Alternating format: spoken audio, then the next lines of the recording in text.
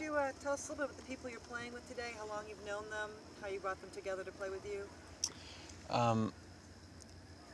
I finally got to a point, it feels like, in my life where I've been able to sort of entice this band that I have on stage with me to come out on the road. We're going to be out on the road probably about 11 and a half months this year, which is a big sacrifice for anyone, let alone the musicians that are in my band, which are kind of all household jazz names. Billy Childs on piano, Billy Kilson on the drums, Mark Whitfield on the guitar, and James Genus on bass. And I just, every night, feel very, very grateful that they're in my band, kind of rocking around the world with me. It's a very nice feeling. And it's been since January this year that we've all been together on board. Billy Childs was the last to join, and we've been having a great year. We've been talking a lot about how music and life interact. Can you sort of comment on how your music affects your life and how your life affects your music? I'll tell you something, I really feel like this period in my life, the last couple of years, has been such a crazy whirlwind for me. In a lot of ways, I don't have a life, like I don't live anywhere. All my belongings fit in one 68-pound suitcase, and I have no residence anywhere.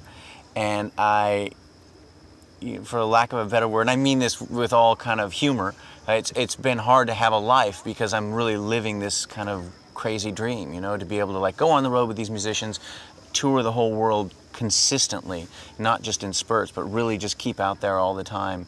And I'm just sort of putting my life on hold, and I only mean that in a very, very positive way. And just kind of giving all my efforts and energy towards this, because I recognize that a lot of things in life are like a pendulum. You know, when that pendulum is swinging your way, get on it, because you can be rest assured it's going to swing back the other way. Okay, and the other thing we've sort of been talking about is how everyone talks about how music is the language of the world. Well, in order to create that music, you have to have musicians who are able to embrace lots of different things into their life, or else they wouldn't be able to create this music. Can you talk a little bit about the diversity of music? Well, it's interesting. You know, a lot of people really try to draw from life experiences for their music and so forth, so on. I have found in my life that the people that I'm most attracted to really do one thing great, one or two things great. You know, like if I hadn't have been if I hadn't have given up a lot as a kid for the hopes of playing the trumpet, you know, the dedication of hours and hours and hours and hours a day, when frankly no one really wanted to hear me play when I was a kid, then my life would be much different. And consequently, I'm attracted to that same kind of energy now. People that do one thing great, you know, and they draw from that, and it becomes this very stylized thing. And getting back to the guys in my band, I'm really proud of, like, if you step back and look at them on stage, they're individual characters. They're not just great players, but they have like a charisma and a character which comes out that's totally identifiably theirs, you know. And I think that that comes from being so focused, almost to the point of not necessarily a balanced life at all. And I like that. I like that kind of energy in people. I love that kind of maniac, maniacal focus that you get, that you need to have to play the trumpet, to play the cello, to play the piano like Billy Childs, to play the drums like Billy Kilson. It's really paramount. It's the cornerstone of that kind of action in their life. Okay. Do I have one more?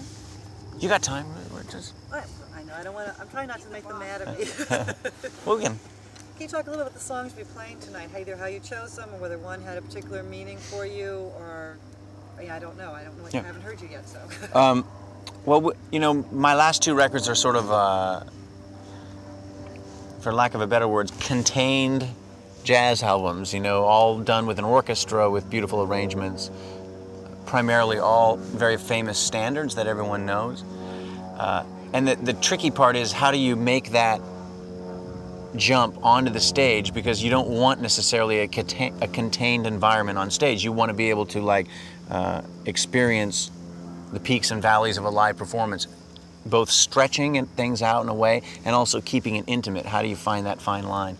And so we really have sculpted that aspect over the last few months as a band, So we play some of the stuff from the record, and so everyone gets that kind of melancholy thing, and then stretch things quite a bit. We do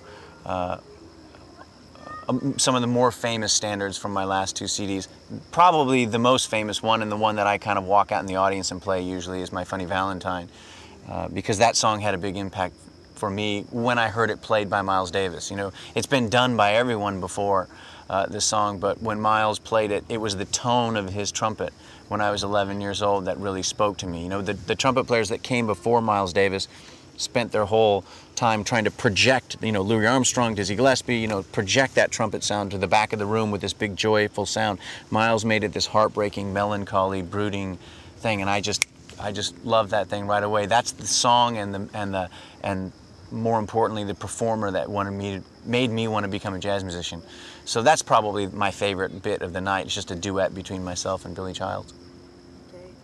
And what is your next professional challenge for yourself? Sleep. We have, you know, I feel like a broken record. We have this great opportunity to just literally go around the world and perform. And I think if I had one challenge, it's to try to remain kind of like balanced within myself. The hardest thing for us to do is like get any sleep, you know, to like, you know, to not turn against each other as a band. You know, when you're out there and you're going on multiple days with hardly any rest or perspective, things can get kind of crazy. And so I think that you know, we have a new album coming out that's a live album, a PBS special and a DVD called Chris Botti Live, with an orchestra and this band, and joining us on stage is Sting and Gladys Knight and Jill Scott and Burt Bacharach and Paula Cole and Renee Olstead. So for the next year or so, it's really going to be promoting that live DVD and CD, and then I'll start another record probably in the springtime of next year. But the initial thing, or the most important thing, is really just to try to get the sound of my trumpet out to the whole world. You know, I'm not a 21-year-old kid, and so at this point in my life, you know, I just got to really try to be focused and smart about where we go, and try to cover as much ground as we can.